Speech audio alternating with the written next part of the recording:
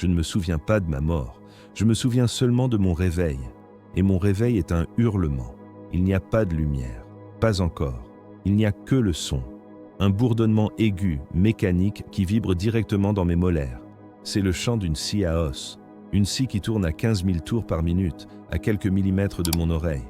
Puis, l'odeur. Ça ne sent pas l'hôpital, ça ne sent pas la guérison. Ça sent la rouille, l'encens brûlé et la viande crue qu'on a laissée trop longtemps sur l'étal d'un boucher. Ça sent l'antiseptique sacré qui brûle les sinus. J'essaie de bouger. Impossible. Je suis attaché. Non, attaché est un mot trop faible. Je suis cloué. Des entraves de fer froid me mordent les poignets et les chevilles. Une sangle de cuir, durcie par la sueur de 1000 aspirants avant moi, m'écrase le thorax. Je sens des mains sur moi. Pas des mains douces, des mains gantées de caoutchouc et de métal. Elles sont froides, elles sont efficaces. Elles ne se soucient pas de ma douleur, elles se soucient de mon architecture. Le sujet est stable, dit une voix. Elle est métallique, filtrée par une grille vocale, un tech prêtre, ou peut-être un apothicaire. Procéder à l'incision thoracique, préparer la carapace noire. La carapace noire, je connais ce nom. On nous l'a appris dans les dortoirs quand nous étions encore des garçons, tremblant de froid en priant l'empereur. C'est le cadeau ultime. C'est la dernière étape. C'est la peau du Dieu que l'on va coudre sous la mienne. Mais on ne nous avait pas dit que cela ferait si mal. Le laser coupe. Je sens la peau de mon torse se séparer. La chaleur est atroce, mais étrangement localisée. Il n'y a pas d'anesthésie. La douleur était nécessaire.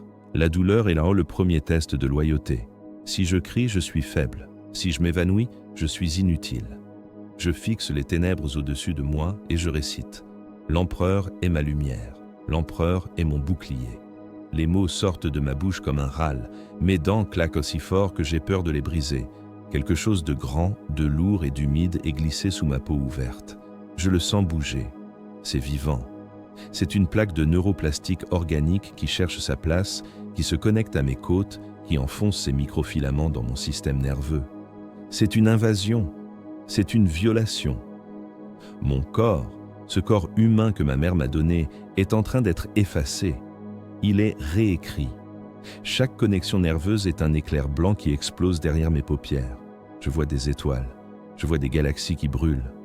Intégration à 40%, annonce la voix sans âme. Le temps n'existe plus. Je suis sur cette table depuis 1 heure, 1 semaine, 1 siècle. Mon cœur bat trop vite. Ce n'est plus mon cœur d'avant. C'est le second cœur qu'ils m'ont implanté la semaine dernière. Il bat avec la violence d'un marteau-pilon. Il pompe un sang chargé de stimulants chimiques et de panacées génétiques. Je ne suis plus un homme. Je suis une forge. Soudain, une douleur plus aiguë que les autres. Il perce les pores de connexion, directement dans la chair, à travers la carapace, jusqu'au système nerveux central. C'est là que l'armure se connectera. C'est là que je fusionnerai avec la machine. Je sens le métal froid entrer en moi. Il ne ressortira jamais. Ces prises, ces cicatrices, je les porterai jusqu'à ce que mon corps soit pulvérisé sur un champ de bataille oublié. Intégration terminée, réveillez-le complètement. Une aiguille de la taille d'un doigt s'enfonce dans mon cou. Un liquide glacé inonde mes veines. Le choc me fait cambrer le dos. Je hurle. Cette fois, je ne peux pas le retenir. C'est un cri primal, le cri d'un animal qui meurt pour laisser naître un prédateur. La sangle se détache. Je tombe en avant, haletant, crachant de la bile et du sang sur le sol métallique. Je lève mes mains. Elles sont énormes. Elles sont couvertes de sang séché et de cicatrices chirurgicales fraîches.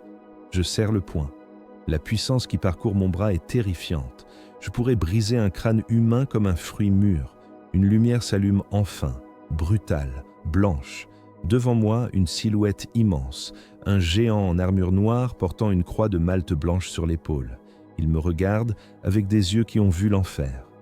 Il me tend une tunique de toile rêche. « Lève-toi, néophyte », gronde-t-il. Sa voix fait trembler mes os. La douleur est une illusion des sens, le désespoir est une illusion de l'esprit. Il ne reste que le devoir. Je me lève. Je chancelle, mais je tiens debout. Je suis plus grand qu'avant, plus lourd. Je regarde mon corps mutilé, recousu, amélioré.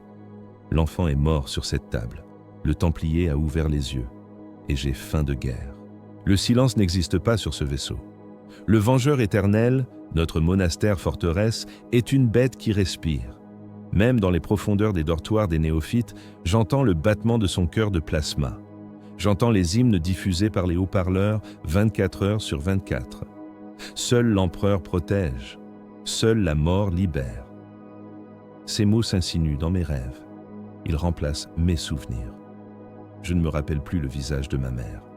J'ai essayé hier soir, pendant les 3 heures de sommeil allouées. J'ai cherché son sourire dans le noir. Rien. Juste un flou gris. À la place, je vois le visage de mon chapelain. Grimaldus. C'est lui qui nous attend dans la fosse d'entraînement ce matin. L'air est saturé de fumée d'huile et d'ozone. Le sol est un grillage métallique au-dessus d'un puits de ventilation insondable. Si tu tombes, tu meurs. Si tu échoues, tu meurs. Nous sommes 50 monstres, à peine sortis du bloc opératoire, nos cicatrices encore rouges, nos muscles gonflés par les stimulants. Nous portons des lames d'entraînement en fer lourd, non affûtées, des barres de métal brut conçues pour briser les os, pas pour couper. « Qu'est-ce que la pitié ?» demande Grimaldus. Il ne crie pas. Sa voix est amplifiée par son casque crâne, résonnant comme le jugement dernier. Il marche au milieu de nous, immense dans son armure Terminator noire. « Une faiblesse !» hurlons-nous en chœur. « Qu'est-ce que la peur ? Un mensonge ! Prouvez-le !» Il claque des doigts. Les portes de la fosse s'ouvrent. Ce ne sont pas des cibles d'entraînement qui entrent. Ce ne sont pas des serviteurs mécaniques. Ce sont des prisonniers, des hérétiques capturés lors de la dernière purge. Ils sont maigres, sales, terrifiés. On leur a donné des couteaux rouillés. On leur a dit que s'ils tuaient l'un de nous, ils seraient libres. C'est un mensonge, bien sûr. Personne ne quitte le Vengeur éternel. « Tuez-les !» ordonne Grimaldus. « Pas avec vos armes, avec vos mains. Je veux voir la haine. » Je sens une hésitation, une fraction de seconde, un reste d'humanité qui grince dans mon cerveau. Ce sont des hommes brisés. Ils ne sont pas une menace, mais mon corps ne m'appartient plus. L'hypno-endoctrinement prend le dessus. L'hérétique n'a pas droit à la vie. Sa simple existence est une insulte au trône. Je charge. Le premier homme devant moi lève son couteau en tremblant. Il pleure. Je n'esquive pas. Je le laisse frapper. La lame rouillée déchire ma tunique et griffe ma peau renforcée. Je ne sens rien d'autre qu'une piqûre d'insecte. Ma main se referme sur sa gorge. Je serre. Je sens le cartilage du larynx craquer sous mes doigts comme du bois sec. Je vois la lumière s'éteindre dans ses yeux. La peur, puis le néant. Ce n'est pas glorieux. C'est mécanique. C'est du travail. Je le jette de côté et j'avance vers le suivant. Autour de moi, mes frères font de même. C'est un massacre. Une boucherie silencieuse, rythmée seulement par le bruit des os qui cassent et des corps qui tombent sur le grillage. L'odeur du sang chaud monte, épaisse, cuivrée. Elle me grise. Mes implants réagissent, mon rythme cardiaque s'accélère, inondant mon cerveau de dopamine. Je suis conçu pour ça. J'aime ça. Cette réalisation me terrifie autant qu'elle m'exalte. J'aime tuer. Quand le dernier prisonnier tombe, le sol est glissant. Je suis couvert de rouge jusqu'au coude. Je respire fort, la vapeur sortant de ma bouche dans l'air froid. Grimaldus s'approche de moi. Il regarde le cadavre à mes pieds. Il pose sa main blindée sur mon épaule nue. Le poids me forcerait à genoux si je n'étais pas un Astarte. « Tu as hésité, dit-il. C'est une accusation, une condamnation. J'ai vu ton œil trembler, néophyte. Tu as vu un homme, tu aurais dû voir une cible. » Il sort un pistolet Bolter. Le canon est énorme, une bouche noire qui promet l'oubli. Il le pointe sur mon front. La pitié est un cancer. Dois-je t'opérer maintenant ? Je fixe le canon. Je ne cligne pas des yeux, je force mon esprit à se vider. Je tue l'enfant qui pleurait sa mère. Je l'étrangle mentalement, comme j'ai étranglé cet hérétique. « Non, monseigneur, dis-je. Ma voix est un grognement de pierre. Il n'y a plus rien. Je suis vide. » Grimaldus me fixe pendant une éternité. Puis, il abaisse l'arme. « Bien. Ce soir, tu dormiras sans nourriture. La faim aiguisera ta foi. » Il se détourne. Nettoyer ce désordre et brûler les corps. Nous traînons les cadavres vers les incinérateurs. Je prends un bidon de prométhéum. Je verse le liquide lourd et odorant sur les piles de chair. Je craque une allumette, le feu rugit. L'odeur de viande brûlée remplit la salle. Je regarde les flammes danser. Elles sont belles, elles purifient. Je ne ressens plus rien. La pitié a brûlé avec eux. Je suis prêt pour l'armure. On ne porte pas l'armure énergétique. On l'habite, on devient elle et elle devient nous.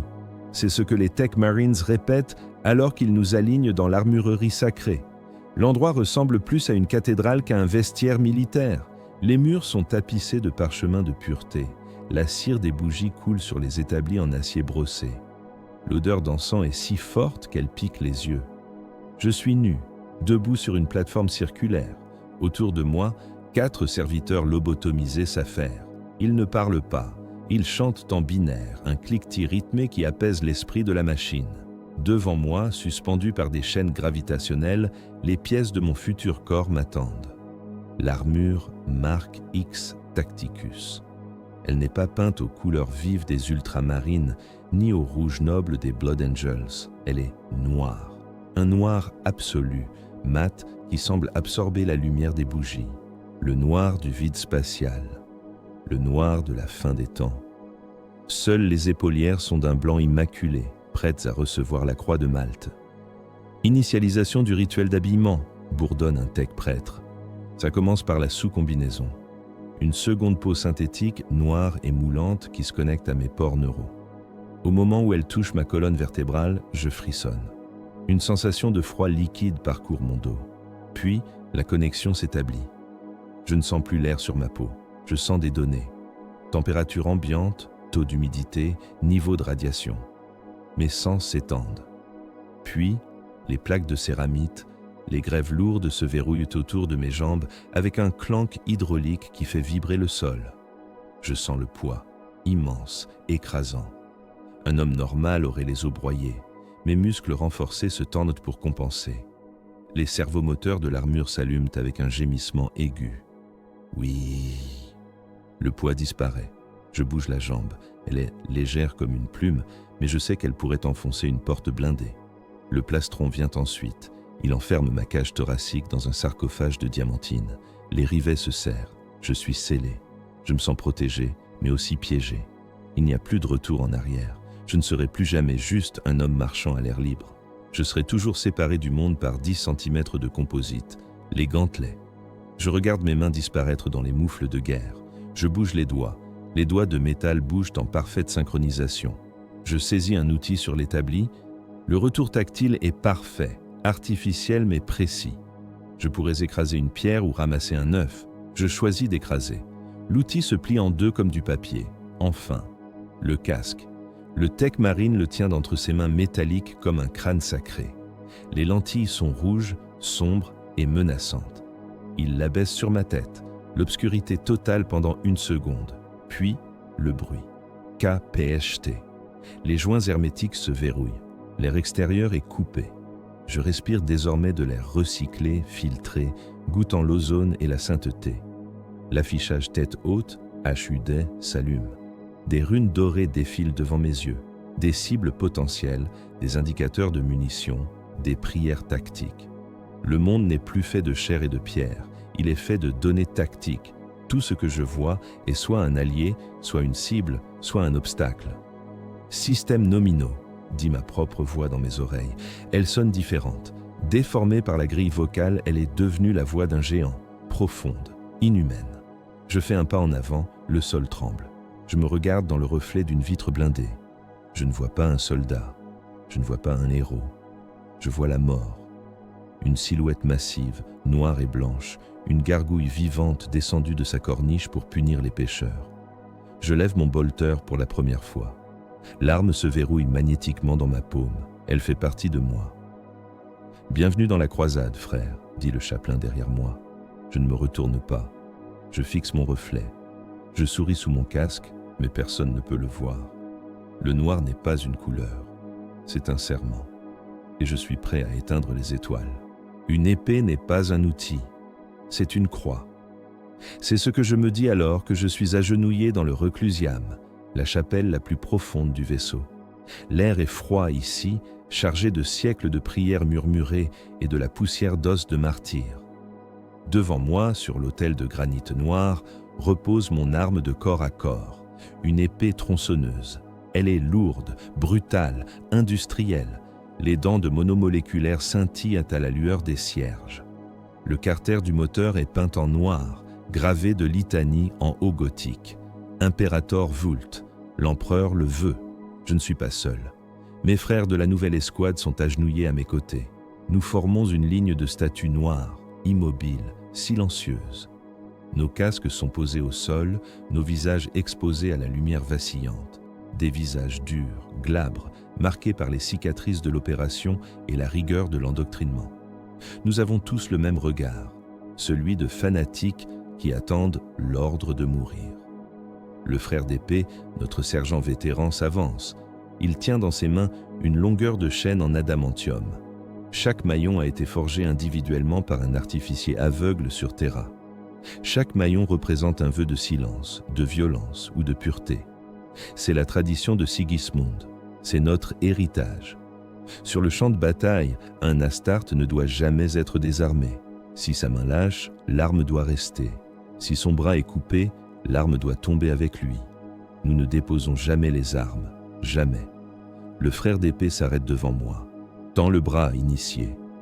Je lève mon bras droit, engoncé dans le gantelet de céramite noire. Je saisis la poignée de mon épée tronçonneuse. La prise est parfaite. Elle a été moulée pour ma main.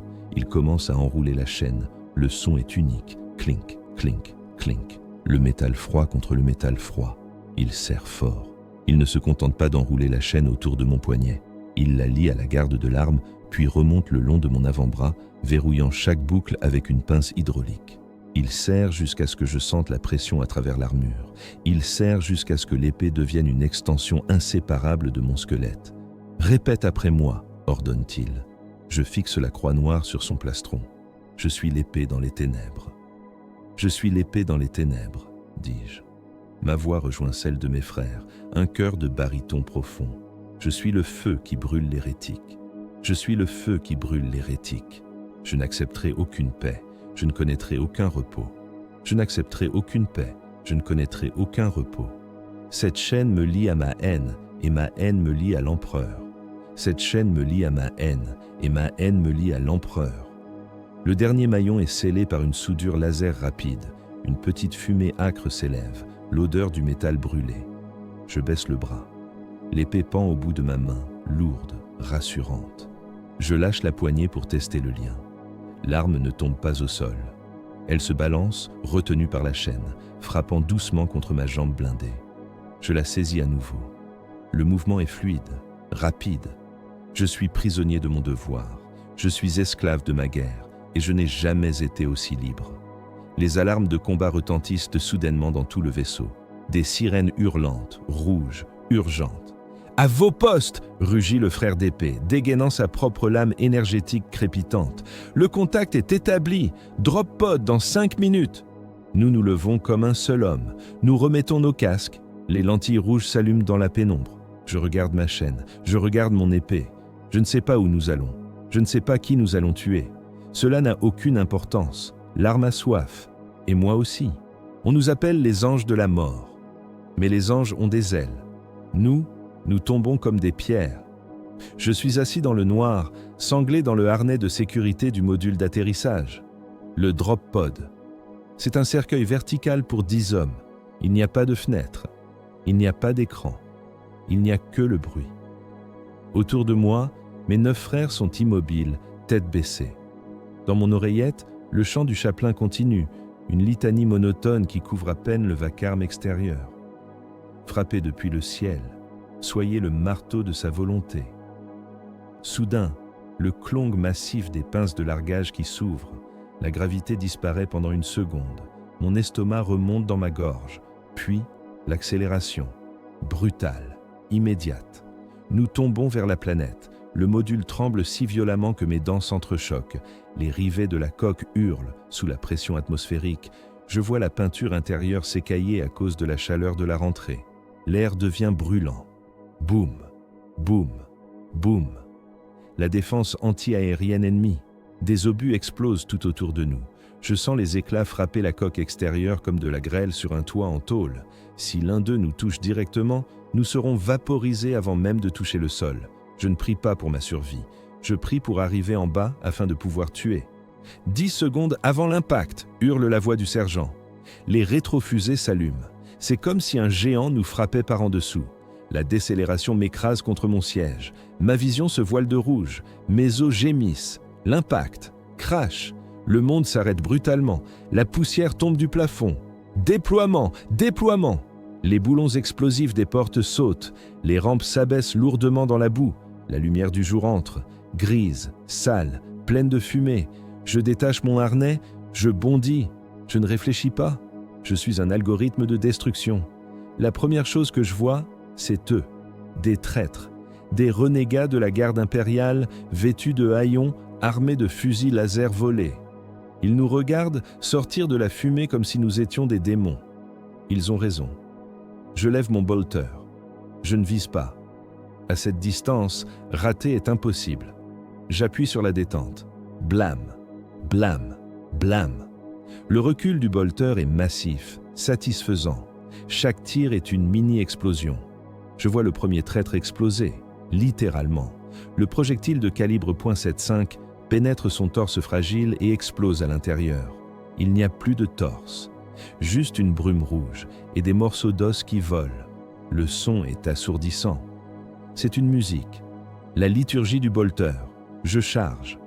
Un tir laser me frappe à l'épaule. Il noircit à peine ma peinture. C'est une insulte.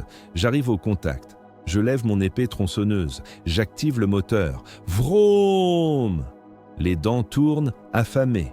Je frappe en diagonale. L'épée ne coupe pas. Elle déchire.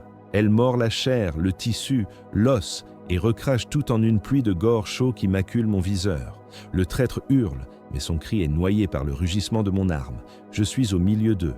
Un loup dans la bergerie. Je frappe à gauche, je tire à droite. Coup, tire, coup, tire.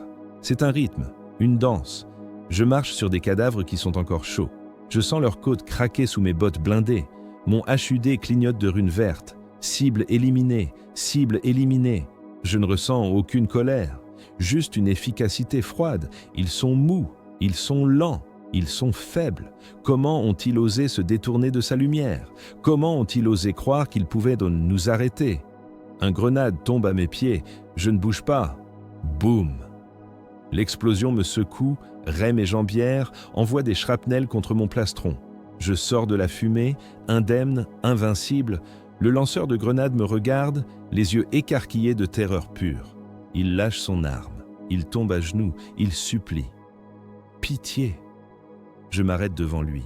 Je suis immense. Je bloque le soleil. Je regarde ma chaîne. Je regarde mon épée. Il n'y a pas de pitié pour les traîtres, gronde ma voix amplifiée. Je lève ma botte et je l'écrase. La zone d'atterrissage est sécurisée. Le silence retombe, brisé seulement par le crépitement des flammes et les gémissements des mourants. Nous reformons la ligne. Ce n'était que l'échauffement. La vraie guerre est devant nous. La poussière du largage ne s'est pas encore dissipée que l'odeur change. L'air ne sent plus seulement la cordite et le sang frais. Il sent quelque chose d'autre, quelque chose de rance, de métallique, comme si l'oxygène lui-même pourrissait dans nos poumons. Signature psychique détectée, grésille la voix du sergent dans mon casque. Niveau Delta, secteur nord. Le mot me fait serrer les dents. Psychique. Pour un Templier noir, il n'y a pas de plus grande abomination. L'hérétique qui prend les armes contre nous est un traître, mais il reste humain. Le mutant est une erreur génétique, dégoûtant mais biologique. Mais le sorcier est une porte ouverte sur l'enfer. Il est celui qui invite le vide à entrer dans la réalité. Il est la souillure absolue. Nous avançons à travers les ruines d'une cathédrale bombardée. Mes bottes écrasent des statues de saints décapités. Soudain, la réalité ondule. Devant nous, à 50 mètres, l'air se tord comme une vague de chaleur sur l'asphalte. Des éclairs violets, silencieux et malsains, dansent entre les colonnes brisées. Au centre de ce maelstrom se tient une silhouette, une femme. Elle flotte à quelques centimètres du sol. Ses yeux brillent d'une lumière blanche aveuglante. Elle ne porte pas d'armure, juste des robes en lambeaux qui flottent dans un vent qui n'existe pas. « Abattez la sorcière !» rugit le sergent. Nous ouvrons le feu. 10 bolters tonnent en même temps. Un mur de projectiles explosifs fonce sur elle. Il devrait la réduire en brume rouge, mais il s'arrête. À 1 mètre d'elle, les bolts percutent un mur invisible. Ils explosent inutilement dans des gerbes de feu inoffensives. Elle rit. Ce n'est pas un rire humain. C'est un son qui gratte l'intérieur de mon crâne comme des ongles sur une ardoise. « Vos jouets sont inutiles, chien de l'empereur », murmure-t-elle, sa voix résonnant directement dans ma tête sans passer par mes oreilles. Elle lève la main. Un éclair d'énergie violette frappe frère Caelus à ma droite. Il ne meurt pas proprement. Son armure ne fond pas. Elle se liquéfie. La céramide coule comme de l'eau noire. Caelus hurle alors que son corps est tordu, broyé, compressé en une boule de viande et de métal de la taille d'un poing. L'horreur de la scène devrait me paralyser. Mais je suis un Templier. Je ne connais pas l'horreur, je ne connais que la haine. Et ma haine brûle plus fort que sa sorcellerie. « Chargez !» Je m'élance. Je cours droit vers elle. Des fantômes surgissent du sol. Des mains spectrales essaient de saisir mes chevilles, de ralentir ma course. Je les brise en courant. Je force le passage à travers le cauchemar par pure volonté. Je nie ta magie, pensais-je. Je nie ton pouvoir. C'est le secret de notre chapitre. Nous ne combattons pas le warp avec des contresorts. Nous le combattons avec le mépris. Nous refusons si violemment de croire en leur pouvoir que leur réalité s'effrite face à notre foi. Je vois la peur apparaître sur son visage. Elle réalise que ses illusions ne m'arrêtent pas. Elle me lance une boule de feu warp. Je ne l'esquive pas. Je la traverse. Les flammes lèchent mon armure, brûlent la peinture, carbonisent mes seaux de pureté. La chaleur est atroce. Les alarmes de température de mon HUD hurlent. Mais je continue d'avancer. Je suis sur elle. Elle essaie de lever un bouclier télékinétique. Je lève mon épée tronçonneuse. Imperator! Je frappe avec toute la force de mes muscles artificiels, augmentés par la dynamique de l'armure. Mon épée rencontre son bouclier invisible. Des étincelles psychiques jaillissent. Le métal hurle. Pendant une seconde, nous sommes bloqués. Sa volonté contre ma foi. « Tu es faible !» crachai-je dans mon micro. « Tu n'es rien! Tu es seul !»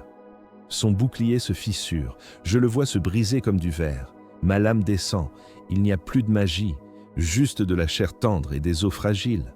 L'épée tronçonneuse la coupe en deux, de l'épaule à la hanche. Le rire s'arrête instantanément. Le corps tombe en 2 morceaux sanguinolents sur les dalles. Les éclairs violets disparaissent. Le vent tombe. Le silence revient, lourd et définitif. Je reste là, haletant, mon armure fumante, couverte de suie et de sang de sorcière.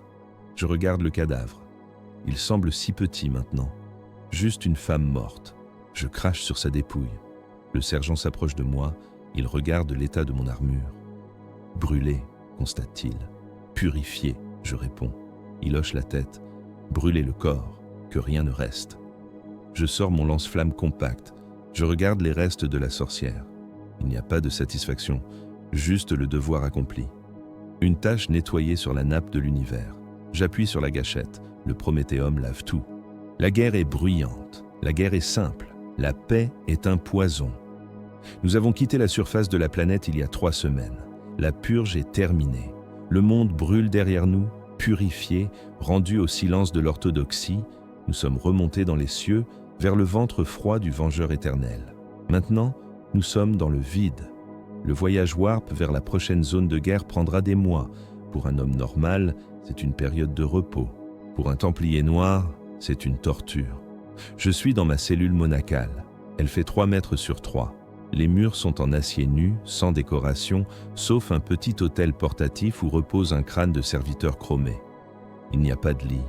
Je dors à même le sol sur une natte de fer tressé. Le confort engendre la faiblesse. La douleur maintient l'esprit affûté. Je ne porte pas mon armure. Elle est en maintenance, entre les mains des Tech Marines et des artificiers qui réparent les brûlures de la sorcière. Je me sens nu, vulnérable. Sans ma seconde peau de céramite, je suis juste une montagne de cicatrices et de muscles trop gros pour un corps humain. Je regarde mes mains. Elles tremblent légèrement. Ce n'est pas la peur, c'est le manque. Mes glandes produisent trop d'adrénaline, trop de stimulants de combat. Mon corps réclame le recul du bolter, le choc de l'impact, l'odeur du sang. Le silence du vaisseau me rend fou. Je passe mes journées à l'entraînement, 10 heures par jour dans les cages de duel. Nous nous battons entre frères, sans armure, avec des lames émoussées. Nous nous battons jusqu'au sang, jusqu'à l'épuisement, jusqu'à ce que nos os fêlés nous forcent à arrêter. Hier, j'ai cassé la mâchoire de frère Tancrède. Il ne m'en veut pas. Il m'a remercié. La douleur nous rappelle que nous sommes vivants. Mais le pire, ce sont les nuits. Quand les lumières s'éteignent et que le vaisseau passe en cycle nocturne, je reste éveillé. Je fixe le plafond. J'écoute le bourdonnement lointain des chants de Gale qui nous protègent des démons du Warp. Je sais qu'ils sont là, juste derrière la coque, des milliards d'yeux qui nous regardent passer. Je prie. Je récite les litanies de la haine de Sigismund. Je les récite jusqu'à ce que ma gorge soit sèche, jusqu'à ce que les mots perdent leur sens et deviennent un mantra hypnotique. De la foudre et de la tempête, empereur, délivre-nous. De la tentation de comprendre, empereur, délivre-nous. Parfois, je me demande ce que font les autres humains, les équipages mortels du vaisseau, les serfs, les esclaves. Je les vois parfois dans les coursives, s'écartant précipitamment sur mon passage, baissant les yeux. Ils ont peur de moi. Ils devraient. Ils rient parfois. Ils mangent ensemble. Ils dorment sans cauchemar.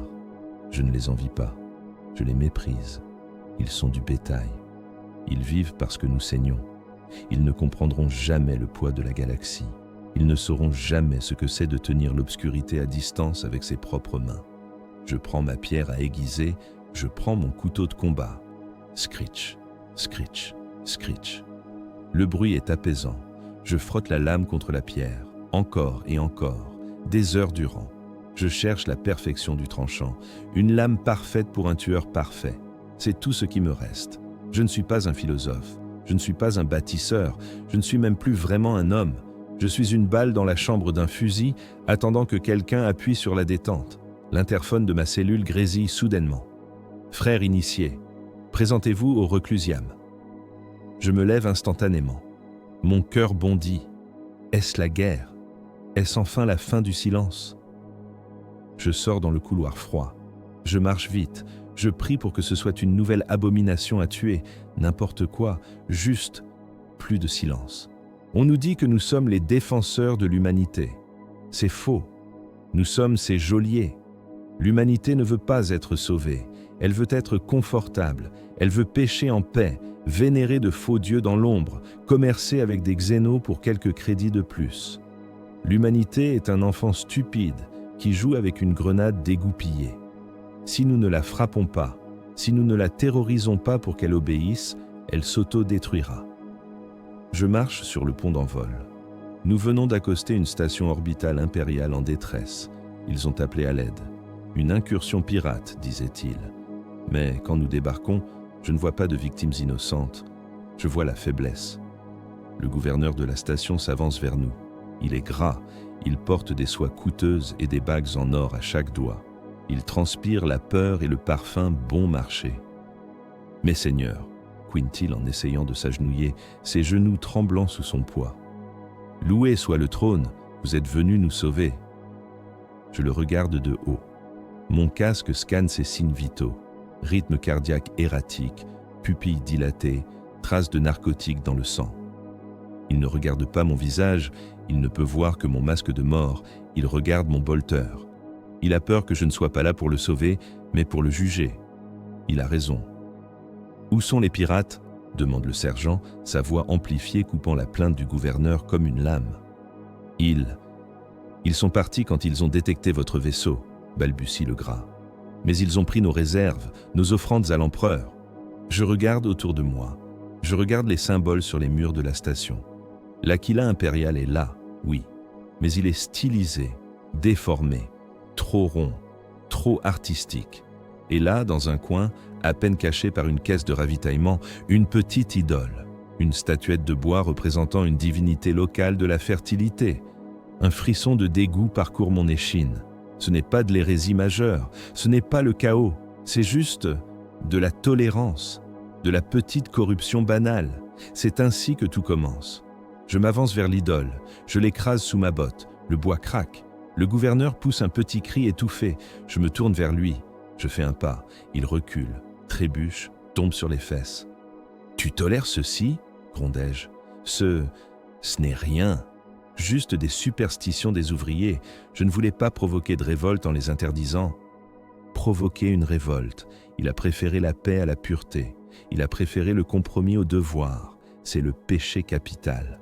Je regarde mes frères. Ils ont tous vu la même chose. Ils ont vu la mollesse de cet homme, la pourriture spirituelle de cette station. Nous n'avons pas besoin de parler. Nous sommes le verdict. Le sergent hoche la tête. Cette station est compromise. La foi y est morte. Le gouverneur écarquille les yeux. Quoi? Non. Nous sommes loyaux. Je peux payer. Je dégaine mon pistolet Bolter. Le geste est lent, délibéré. La loyauté ne s'achète pas, dis-je. Elle se saigne. Il essaie de se lever, de courir. Je tire, une seule balle. Dans la tête, son corps mou s'effondre comme un sac de grains percé. Le sang tache ses soies précieuses. Les gardes de la station lèvent leurs armes par réflexe. Pauvres fous, en une seconde, le hall d'amarrage devient un abattoir. Nous les massacrons, pas parce qu'ils sont des ennemis, mais parce qu'ils ont failli. Nous purgeons la station, pont par pont. Nous ne laissons aucun survivant. Mieux vaut qu'il meure maintenant par nos mains, purifié par la douleur, plutôt que de tomber lentement dans les bras du chaos. C'est un acte de miséricorde. Je regarde les flammes dévorer la station depuis la baie vitrée. Je ne ressens aucune culpabilité, juste la froide satisfaction du jardinier qui arrache les mauvaises herbes. Le temps n'a plus de sens. Je ne compte plus les années. Je ne compte plus les campagnes. Je ne compte que les morts. Mon armure n'est plus noire. Elle est grise, couverte d'une patine de poussière d'os, de cendres volcaniques et de résidus de prométhéum que même les serviteurs ne peuvent plus nettoyer. Mes seaux de pureté sont jaunis, leurs bords brûlés, l'écriture effacée par l'abrasion des tempêtes de sable sur Armageddon, par les pluies acides de Médusa. Je suis un vétéran maintenant, un frère d'épée. Je suis agenouillé dans la boue d'un monde sans nom. La bataille est finie depuis 1 heure. Devant moi, le corps de frère Carras. Nous avons été recrutés ensemble. Nous avons saigné ensemble dans la fosse. Nous avons reçu nos armures le même jour. Il n'a plus de tête. Un obus d'orque, gros comme mon poing, l'a frappé de plein fouet. Je regarde ce qui reste de lui. Une montagne de céramique brisée, immobile sous la pluie. Je ne pleure pas. Les Templiers ne pleurent pas.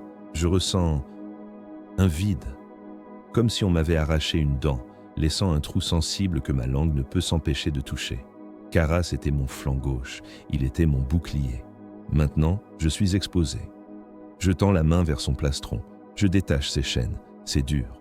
Le métal est tordu, je dois forcer, utiliser ma dague de combat pour faire levier. Clink. Les chaînes tombent, il est libéré de son vœu, sa croisade est finie. Repose dans l'ombre du trône, frère, murmurai-je. Ta garde est achevée.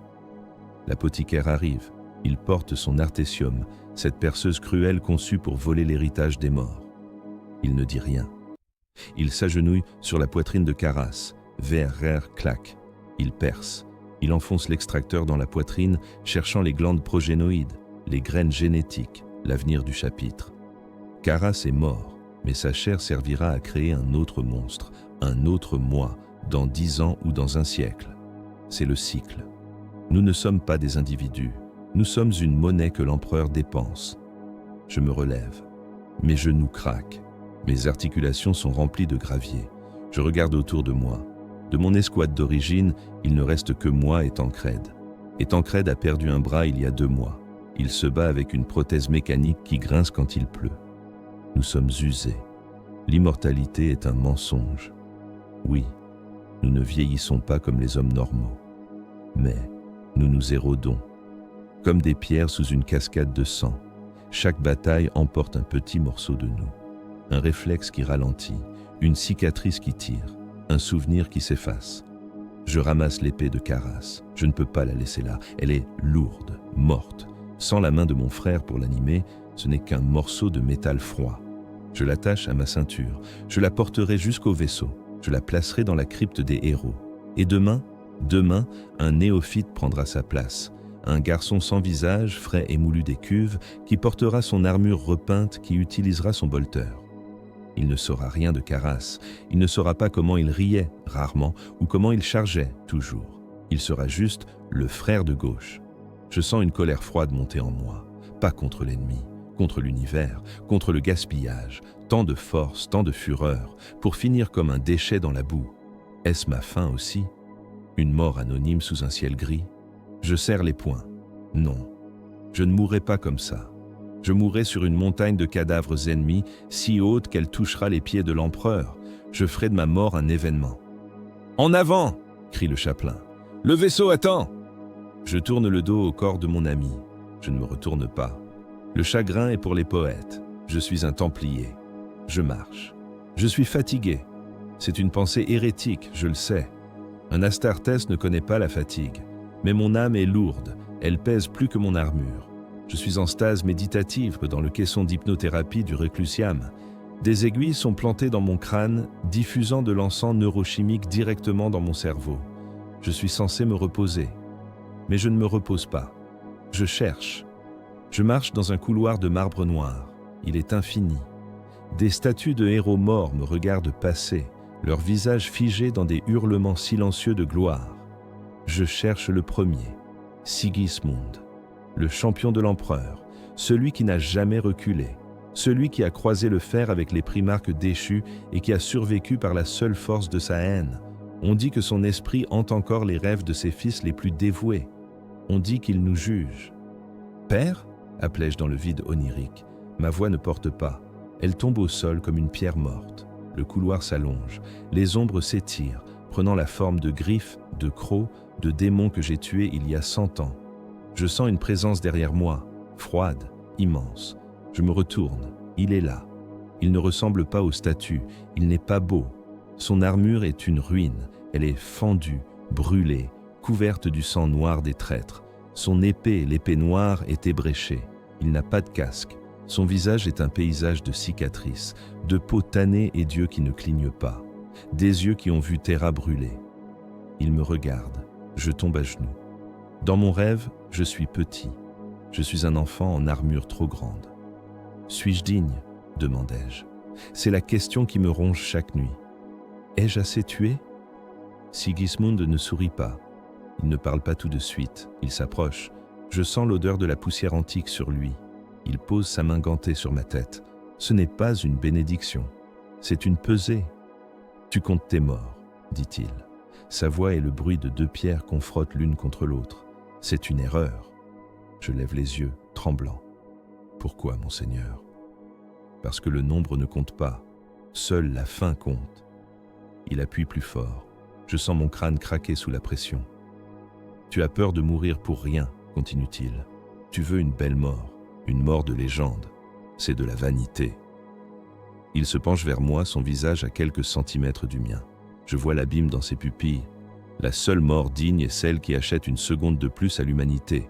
Que tu meurs en tuant un dieu du chaos ou en prenant une balle perdue destinée à un enfant, c'est la même chose. Tu es un mur. Les murs ne choisissent pas quand ils s'effondrent. Ils tiennent jusqu'à ce qu'ils ne tiennent plus. Il retire sa main. Le froid m'envahit. N'espère pas la gloire, mon fils. Espère seulement l'oubli du devoir accompli. Il se détourne et commence à s'éloigner dans les ténèbres. « Attendez !» criai-je. « Comment tenez-vous ? Comment supportez-vous l'éternité ?» Il s'arrête, il ne se retourne pas. « Je ne supporte rien, dit-il. Je suis mort. Et toi aussi. Tu as juste oublié de tomber. » Je me réveille en sursaut. Je suis trempé de sueur froide. Les moniteurs médicaux autour de moi clignotent en rouge, alarmés par mon pic de stress cardiaque. J'arrache les aiguillas de ma tête. Je m'assois, haletant.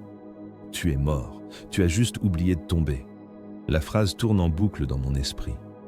Ce n'était pas un cauchemar. C'était une libération. Si je suis déjà mort, alors je n'ai plus rien à craindre. Je n'ai plus rien à perdre. Je regarde mes mains. Elles ne tremblent plus. Je suis prêt pour la fin. Je suis un puzzle incomplet. Je suis assis sur le banc de l'apothécarium, torse nu. L'air sent l'ozone et le sang synthétique. Je regarde mon corps dans le miroir chirurgical. Ce n'est pas beau à voir. Mon flanc gauche est une masse de tissu cicatriciel violet et grumeleux, souvenir d'une brûlure au plasma sur Ghoul Stars. Mon bras droit, celui qui tient l'épée, est parcouru de câbles sous-cutanés argentés qui brillent sous la peau fine. Il remplace les nerfs que j'ai brûlés à force de surcharger mes servomoteurs et mes poumons. Je prends une inspiration. Râle. Clic. Ça siffle, ça claque. Mes poumons biologiques ont failli il y a 10 ans, lors de la campagne contre la Death Guard. J'ai respiré des spores qui ont transformé mes alvéoles en gelée noire. Maintenant, j'ai le poumon d'acier. Un implant qui filtre, pompe et oxygène mon sang. Il ne s'arrête jamais. Même quand je dors, j'entends le clic-clic-clic de la valve dans ma poitrine. Je suis une horloge vivante qui compte à rebours vers sa propre panne. L'apothicaire s'approche avec l'injecteur. C'est le rituel du matin, le cocktail de combat. Sans ça, mes articulations se gripperaient. Sans ça, la douleur de mes vieilles blessures me paralyserait. « Augmentation de la dose, frère ?» demande-t-il. Il ne me regarde pas. Il regarde les données sur son ardoise. « Double la dose, dis-je. » Il hésite. « C'est au-dessus des protocoles de sécurité. Ton cœur secondaire risque la fibrillation. » Je le fixe. Mon cœur tiendra. Il a peur de moi. Il n'insiste pas. Il plante l'injecteur dans mon cou. PSSSLHT. Le feu liquide, ça brûle les veines, ça dilate les pupilles, ça fait claquer les dents. En une seconde, la douleur disparaît. La fatigue disparaît. Je me sens divin. Je me sens invincible. C'est un mensonge chimique, je le sais. Mais c'est un mensonge dont j'ai besoin. Je fléchis les muscles. Je suis prêt à tuer un titan à main nue. Je me lève et je vais vers mon armure. Elle aussi est blessée. Les Tech Marines l'ont réparée 1000 fois. Il y a des plaques de céramite neuves soudées sur les anciennes. C'est une courte pointe de guerre. Quand je l'enfile, ce n'est plus une contrainte, c'est un soulagement. L'armure tient mes os ensemble. Elle soutient ma colonne vertébrale abîmée. Sans elle, je serais un vieillard infirme. Avec elle, je suis un dieu de la guerre. Je connecte les interfaces, systèmes en ligne, niveau de douleur, supprimé, niveau de stimulant, critique. Je regarde mon reflet.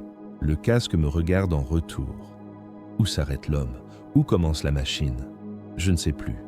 Est-ce que je pense mes propres pensées ou est-ce que je pense ce que les hypnoprogrammes et les drogues me disent de penser? Sigismund a dit que j'étais mort. Peut-être qu'il avait raison. Peut-être que l'homme est mort il y a longtemps et que seule la machine continue d'avancer, animée par l'habitude de la violence. Une alarme sonne. Alerte de proximité. Incursion, Xénos majeur. Mon cœur artificiel accélère. Mes glandes salivaires s'activent. Je souris. Un sourire de drogué en manque qui reçoit enfin sa dose. Peu importe si je suis une machine. Peu importe si je suis cassé. Tant que la machine peut tuer, elle a une raison d'exister. Je prends mon casque. Je le verrouille. Le bruit de ma respiration mécanique résonne dans mes oreilles.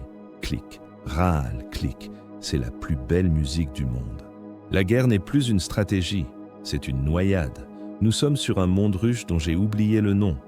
Le ciel est noir de fumée, illuminé seulement par les éclairs orbitaux et les incendies au sol.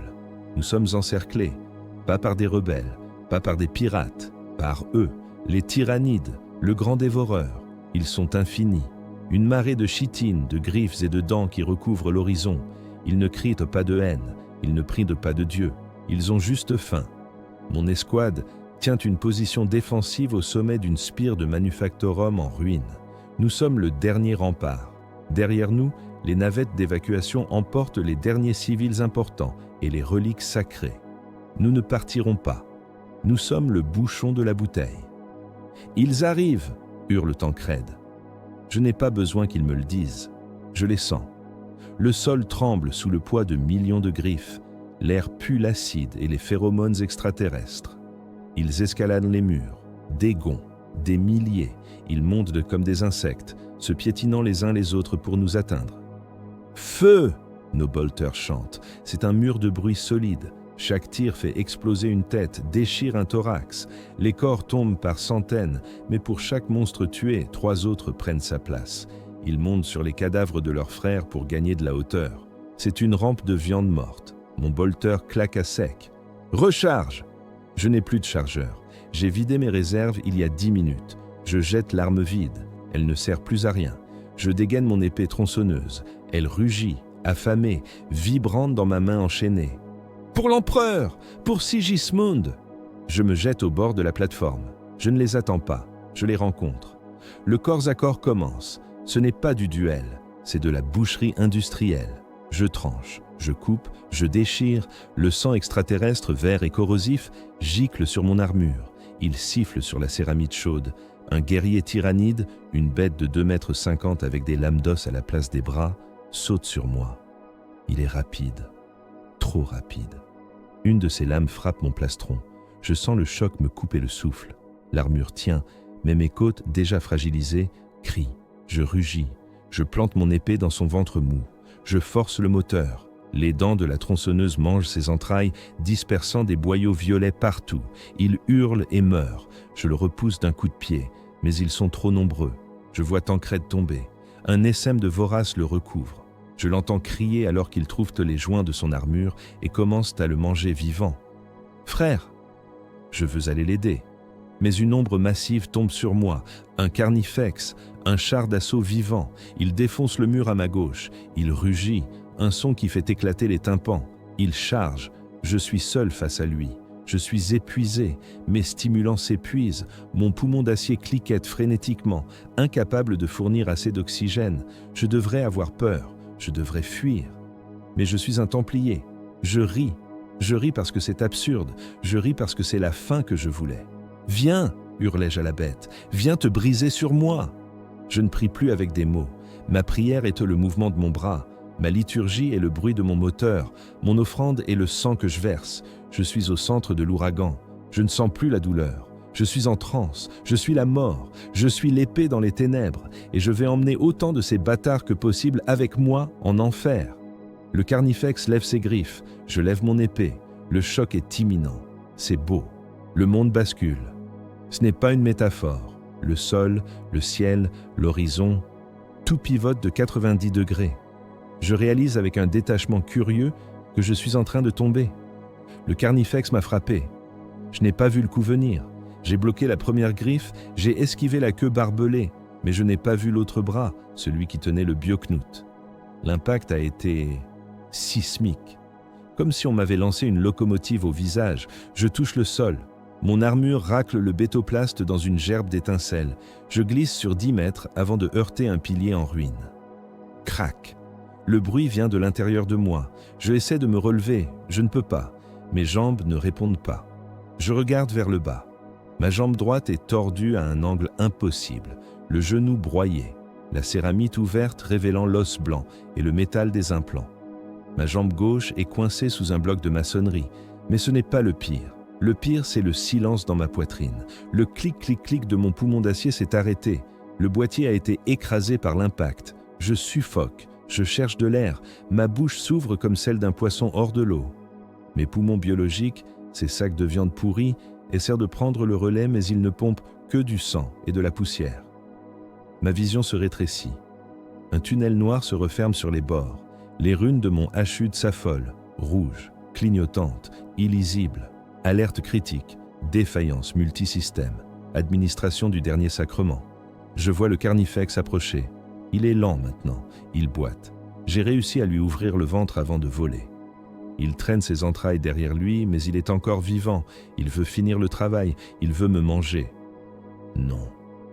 Le mot est une bulle de sang. Je refuse d'être de la nourriture. Je suis un fils de Dorne, je suis un ange de l'empereur. Je ne finirai pas en digestion. Je cherche mon épée. Elle est toujours là, fidèle, enchaînée à mon poignet. Le moteur a calé, étouffé par la gore tyrannide. Je tire sur la chaîne. Mon bras droit fonctionne encore. C'est tout ce qu'il me faut. Je rampe. Je me traîne sur les coudes, laissant une traînée de fluides vitaux derrière moi. Je me hisse contre le pilier pour être assis. Je veux mourir debout, mais mourir assis, face à l'ennemi, devra suffire. Je fouille dans ma ceinture avec des doigts engourdis. Une grenade craque. La dernière. Je la serre dans ma main gauche. Je garde mon épée dans la droite. Le monstre est là. Il domine tout. Il masque le ciel en feu. Sa gueule s'ouvre, révélant des rangées de dents qui coulent d'acide. Je le regarde dans les yeux. Il n'y a pas d'âme là-dedans, juste la faim. Je regarde mes propres yeux dans le reflet de sa chitine noire. Je suis brisé. Je suis en train de mourir. Mais je n'ai pas peur. Je ressens une paix étrange. C'est fini. La douleur, la fatigue, le devoir, le poids du siècle. Tout va s'arrêter. Enfin. « Viens !» murmurai-je sans voix, juste un mouvement de lèvres. « Prends ta bouchée. » Le carnifex se penche pour me saisir. J'active la grenade. Je ne la lance pas. Je la garde contre mon plastron, juste au-dessus de mes cœurs qui s'arrêtent. J'attends qu'il soit tout prêt. J'attends de sentir son haleine fétide. Je veux qu'il sache. Je veux que la dernière chose que cet esprit ruche ressente soit ma haine. 3 secondes. Je pense à mes frères, à Caras, à Tancrède. 2 secondes. Je pense à Sigismund. Tu as oublié de tomber. Je tombe maintenant, père. 1 seconde. Je pense à lui. L'empereur sur son trône. Imperator Vult. Je ferme les yeux. La lumière blanche m'emporte. Il n'y a pas de douleur dans l'explosion. La douleur est une information nerveuse, et les nerfs voyagent plus lentement que l'onde de choc d'une grenade crack. Je suis vaporisé avant même de savoir que je suis mort. Mais je ne disparais pas. Je suis projeté ailleurs. Je ne suis plus sur le mont Ruche. Je ne suis plus dans la boue et le sang. Je suis dans un champ de blé doré. Le ciel est d'un bleu parfait, un bleu qui n'existe sur aucun monde industriel, un bleu que je n'ai vu que dans les fresques anciennes des cathédrales de Terra. Il y a du vent, un vent doux, chaud, qui fait onduler les épis comme une mer d'or. Je regarde mon corps, je porte mon armure, mais elle n'est plus noire, elle n'est plus brisée, elle est dorée, brillante comme un soleil. Elle est immaculée, sans éraflure, sans boue, sans sang. Je touche mon visage, je n'ai plus de casque, je n'ai plus de cicatrices, ma peau est lisse. Je respire à plein poumon, sans sifflement, sans cliquetis mécanique, l'air sent le miel et l'ozone sacré. Frère, je me retourne, ils sont là, tous. Caras, il a sa tête, il sourit, un vrai sourire, pas le rictus amer de la guerre. Tancrède, il a ses 2 bras. Il tient son casque sous son bras, riant d'une blague silencieuse, et derrière eux, des centaines d'autres. Tous les frères que j'ai vus mourir au cours des siècles, ceux tombés sur Armageddon, ceux perdus dans le Warp, ceux dévorés par les Xénos. Ils sont entiers, ils sont magnifiques, ils forment une haie d'honneur, levant leurs épées vers le ciel. Je m'avance vers eux, je me sens léger. Le poids de la haine a disparu, le poids du devoir s'est envolé. Est-ce le paradis ? Demandai-je. Caras secoue la tête. Non, frère, le paradis est pour les civils. Pour nous, il y a mieux. Il s'écarte. Au bout du champ, assis sur un trône simple de pierre blanche, il m'attend. L'empereur. Il n'est pas le cadavre squelettique du trône d'or, il n'est pas le dieu terrifiant des vitraux. Il est un homme, un guerrier en armure d'or, mais avec un visage humain, fatigué et infiniment bienveillant. Il me regarde, il me voit. Je cours vers lui, je tombe à genoux à ses pieds, je pleure. Pour la première fois depuis mon enfance, des larmes de joie pure qui lavent mon âme. Mon Seigneur, balbutiai-je, j'ai fait ce que j'ai pu, j'ai tué pour vous, j'ai saigné pour vous. Est-ce que c'était assez ? L'empereur se penche, il pose sa main sur mon épaule, sa chaleur traverse l'armure, traverse ma peau, réchauffe le froid qui m'habitait depuis ma création. « Tu as été mon épée », dit-il. Sa voix est le son de toutes les victoires. Tu as porté le fardeau que les autres ne pouvaient pas porter. Mais j'ai échoué. Je suis mort. La galaxie brûle encore. La galaxie brûlera toujours, mon fils, mais grâce à toi, elle brûlera un jour de plus. Il se lève. Il me tend la main. Lève-toi, Templier. Ta croisade est finie. La guerre est terminée pour toi. Je saisis sa main. Je me lève. Je regarde autour de moi. La lumière devient de plus en plus forte, effaçant le champ de blé, effaçant mes frères, effaçant tout. Je sens une paix absolue m'envahir, une dissolution de l'ego. Je ne suis plus un individu, je deviens une partie de la lumière. Je vais rejoindre l'astronomie Khan. Je vais devenir une étincelle dans le feu qui guide les navires. Je vais servir encore, mais sans douleur. Repose-toi, murmure l'empereur. La lumière m'engloutit, et puis, noir. Pas le noir du néant, le noir froid, dur, minéral. Le rêve se brise comme du verre. La voix de l'empereur devient un grésillement statique. Le champ de blé devient de la cendre. Je suis tiré en arrière, violemment, brutalement. Je ne suis pas au paradis, je suis encore dans mon corps. Ou ce qu'il en reste, je suis encore là. Il n'y a pas de douleur dans l'explosion. La douleur est une information nerveuse, et les nerfs voyagent plus lentement que l'onde de choc d'une grenade crack.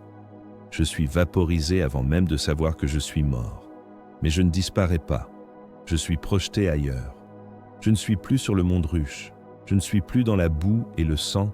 Je suis dans un champ de blé doré. Le ciel est d'un bleu parfait, un bleu qui n'existe sur aucun monde industriel, un bleu que je n'ai vu que dans les fresques anciennes des cathédrales de Terra. Il y a du vent, un vent doux, chaud, qui fait onduler les épis comme une mer d'or. Je regarde mon corps, je porte mon armure, mais elle n'est plus noire, elle n'est plus brisée, elle est dorée, brillante comme un soleil, elle est immaculée, sans éraflure, sans boue, sans sang. Je touche mon visage, je n'ai plus de casque, je n'ai plus de cicatrices, ma peau est lisse, je respire à plein poumon, sans sifflement, sans cliquetis mécanique, l'air sent le miel et l'ozone sacré. Frère, je me retourne, ils sont là, tous. Karas, il a sa tête, il sourit, un vrai sourire, pas le rictus amer de la guerre. Tancred, il a ses 2 bras, il tient son casque sous son bras, riant d'une blague silencieuse, et derrière eux, des centaines d'autres.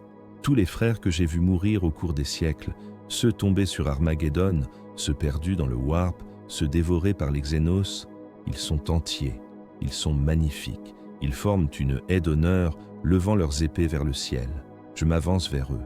Je me sens léger, le poids de la haine a disparu, le poids du devoir s'est envolé. Est-ce le paradis ? Demandai-je. Karas secoue la tête. Non, frère, le paradis est pour les civils, pour nous, il y a mieux. Il s'écarte.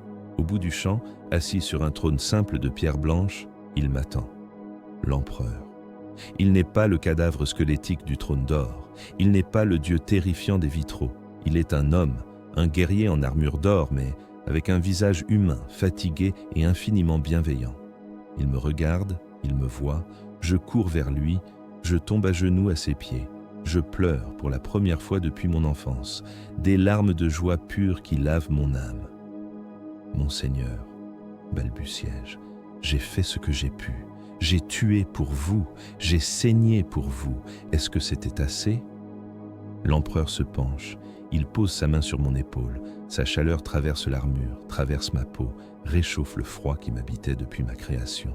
« Tu as été mon épée, dit-il. Sa voix est le son de toutes les victoires. Tu as porté le fardeau que les autres ne pouvaient pas porter. Mais j'ai échoué. Je suis mort. La galaxie brûle encore. La galaxie brûlera toujours, mon fils, mais grâce à toi, elle brûlera un jour de plus. » Il se lève, il me tend la main. « Lève-toi, Templier. Ta croisade est finie. La guerre est terminée pour toi. » Je saisis sa main. Je me lève. Je regarde autour de moi. La lumière devient de plus en plus forte, effaçant le champ de blé, effaçant mes frères, effaçant tout. Je sens une paix absolue m'envahir, une dissolution de l'ego. Je ne suis plus un individu. Je deviens une partie de la lumière. Je vais rejoindre l'astronomican. Je vais devenir une étincelle dans le feu qui guide les navires. Je vais servir encore, mais sans douleur. « Repose-toi », murmure l'empereur. La lumière m'engloutit. Et puis, noir. Pas le noir du néant. Le noir froid, dur, minéral. Le rêve se brise comme du verre. La voix de l'empereur devient un grésillement statique. Le champ de blé devient de la cendre. Je suis tiré en arrière, violemment, brutalement. Je ne suis pas au paradis. Je suis encore dans mon corps, ou ce qu'il en reste. Je suis encore là. Le temps a passé. Le temps géologique. Le temps de la pierre et de la poussière. Il n'y a plus de douleur. Il n'y a plus de pensée. Il n'y a plus de jeu. Il y a seulement une stase froide, une virgule suspendue dans l'éternité. Le corps dans l'armure est sec, momifié par le vide et le froid souterrain. Les rats sont partis depuis longtemps, n'ayant plus rien à ronger. Je suis devenu un fossile technologique, puis la lumière. Non pas la lumière divine, mais le faisceau dur et blanc d'un projecteur industriel. Le son revient. Le vrombissement d'une foreuse à plasma, le bruit de rochers déplacés. Signature métallique confirmée, alliage, adamantium céramite. Une voix, humaine. Pas la voix de mes frères, la voix d'un tech prêtre. Le toit de ma tombe est arraché. Des mains mécaniques me saisissent, me tirent de la terre qui m'a étreint pendant... Combien de temps ? Je suis déposé sur une table en métal. Je sens des scanners passer sur moi. Sujet. Adeptus Astartes. Chapitre. Black Templar. Statut. Décédé. Je suis mort. La confirmation officielle. Mais une partie de moi, une étincelle infime piégée dans le cortex desséché, écoute encore. État de l'équipement ? Demande une autre voix. Armure Mark X récupérable à 60%. Réacteur dorsal intact. Implant génétique. Il y a une pause. Le bruit humide d'un extracteur qui perce ma poitrine momifiée. Glandes progénoïdes intactes. La semence est viable. Loué soit l'empereur. Je n'ai pas échoué. J'ai transmis l'héritage. Ils commencent à me démonter. Ils n'ont aucun respect pour le cadavre. Ils ont du respect pour la machine. Ils coupent les chaînes à mon poignet avec une scie laser. Zzt. Mon épée tombe. Clang. C'est le bruit le plus triste que j'ai jamais entendu. La fin de mon serment. Je suis désarmé. Ils ouvrent mon armure. Ils arrachent les plaques de céramique qui ont été ma peau. Ils me mettent à nu, révélant le squelette gris et tordu que je suis devenu. Ils récupèrent tout. Le casque, les épaulières, le mécanisme du poumon d'acier. Tout ce qui a fait de moi un héros est trié, nettoyé, catalogué. Mon corps, lui, est jeté dans un sac mortuaire en plasto-cuir. Je ne suis pas enterré avec les honneurs. Je ne suis pas mis dans une crypte. Je suis incinéré. Je sens la chaleur du four crématoire. C'est la dernière sensation. Mes cendres seront mélangées à celles de milliers d'autres, transformées en briques de mortier pour renforcer les murs d'une nouvelle forteresse monastère. Même dans la mort, je serai un mur. Un hangar immense, rempli d'encens et de chants. Un jeune garçon, nu, terrifié, se tient debout. Un tech marine s'approche de lui. Il tient une pièce d'armure noire, un plastron. Il est vieux. Il porte des cicatrices profondes, des marques de griffes tyrannides qui ont été polies mais jamais effacées. Il porte l'histoire d'une centaine de guerres. Cette armure a une âme, néophyte, dit le tech marine. Elle a servi un héros. Sois digne de son esprit. Le garçon hoche la tête, les yeux brillants de fanatisme. Il ne connaît pas mon nom. Il ne sait pas comment je suis mort, seul, mangé par les rats dans le noir. Il ne sait pas que la gloire est un mensonge. Il ne voit que l'armure. Le tech marine pose le plastron sur la poitrine du garçon. Il serre les rivets. Le garçon inspire. Il se sent fort. Il se sent invincible. Il prend une épée. Il tend son poignet pour qu'on l'enchaîne. Et quelque part, dans le vide entre les étoiles, mon fantôme sourit. Non pas de joie, mais de reconnaissance. La roue tourne. Le cauchemar recommence. La croisade est éternelle. Et dans les ténèbres d'un futur lointain, il n'y a que la guerre.